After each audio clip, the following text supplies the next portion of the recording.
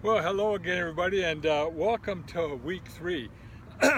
In this thumbnail, I want to give you a quick overview of what you're going to be encountering this time around. Basically, you're going to be seeing a comparison between science and technology. We're going to do a lot of compare and contrast, and I think we're going to see maybe perhaps a surprising development. Most people think, and indeed most sociology introductory texts stress the idea that technology is the application of scientific knowledge, clearly implying that scientific activity has to occur before technological development occurs. I think we're going to see some challenges to that basic kind of an idea. As you probably already know implicitly, the basic distinction between science and technology is that science is all about the pursuit of knowledge, the advance of our frontiers of knowing, the development and the building of theory, which seeks to explain and provide through rather parsimonious statements explanations for a wide range of activities and occurrences and circumstances such that we can model them, if you will, and make predictions about the future. Technology, on the other hand, is very much about practical day-to-day life and the problems that we face there.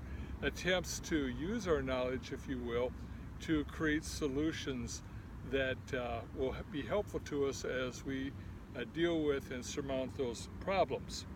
So that is an important distinction between the two.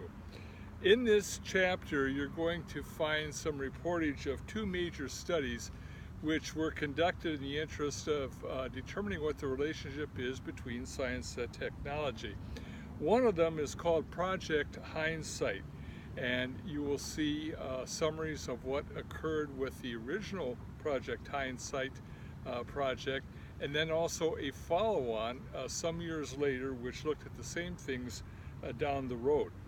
A second major study that you're going to be encountering and that you want to know something about was called Technology in Retrospect and Critical Events in Science, which for shorthand purposes is called TRACES, T-R-A-C-E-S. Sometimes I wonder if the names of these kinds of things are deliberately chosen in such a way to give a convenient acronym that can be easily pronounced. This might surely be an example of that.